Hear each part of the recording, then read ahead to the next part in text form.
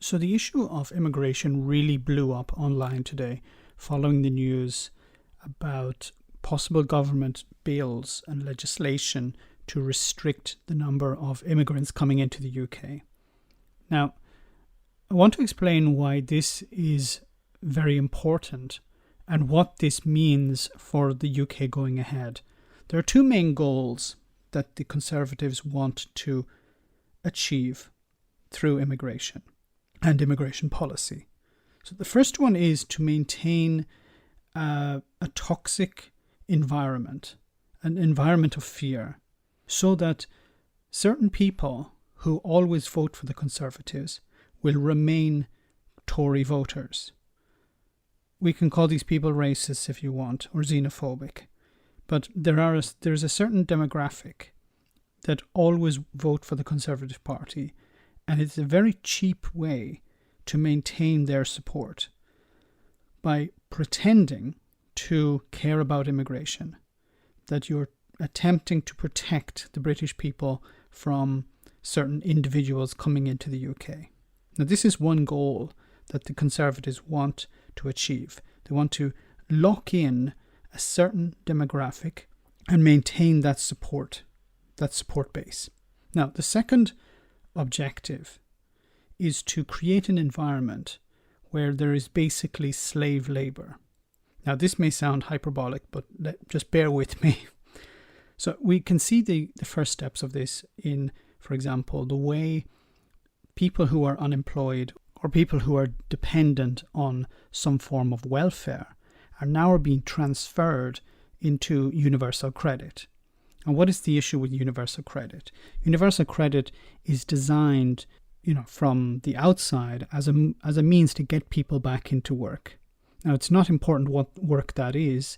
It's just important that people work.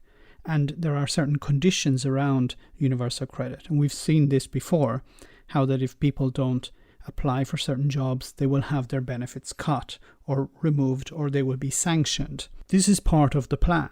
This is part of the process to create an underclass, to create slave labor. So you imagine in the future, in the near future, after the transition period, the UK will be able to decide the rules regarding, they've always been able to do this, but they will be completely free to decide what type of rules there are regarding employment. And the people who are currently on welfare will now be forced to do jobs that industry require. At the moment, there are European Union citizens doing certain jobs, and we've talked about this before, low-paid, low-skilled jobs. Those people are going to be blocked from coming into the UK, so someone else will have to do these jobs. So who is going to do it? Well, the government themselves today have said that there are 8 million people who are unemployed, and they will be trained to do these jobs. Now, what does that entail? It entails creating a system where people are, quote-unquote, trained, but the training involves working in order to maintain your benefits. Now, you'll be working, but you won't be receiving any money. You'll be receiving training. This creates a system. This is basically slavery, because you'll have people who are working in order to gain experience, to get trained, but there will be no jobs. There'll be a revolving door system. People will come in, they'll be trained, and then they'll be laid off. They'll be sent back home because there are no jobs. And then other people will be brought in and they will be trained. So who does this benefit? Well, it doesn't really benefit the people who are working, because they won't at the end get a job, because there won't be any jobs. Instead, this will benefit companies who are able to hire people and not have to pay them. Who will be paying these people? Well, these people will be paid by the state. They'll be paid through universal credit. So you're creating a system where people will be working with the idea of getting work experience, getting training, and at the end not having a job.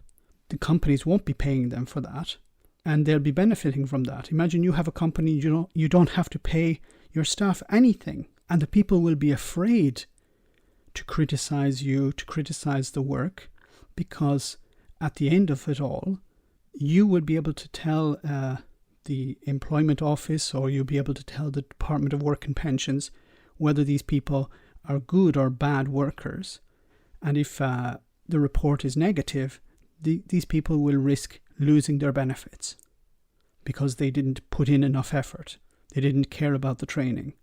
So you're going to create a situation where people are forced to work and to smile and be happy when they work. For if they don't, they risk losing their benefits. So you're creating not just slavery, but a slavery of the mind, because people will be forced to, quote unquote, enjoy their work. Normally in slavery, happiness isn't a part of the requirement. You didn't have to be happy while you worked. You just had to do the work. This will create a scenario where people will have to be happy and do the work. And at the end of what they thought would be training and a job, there will be no job. And this is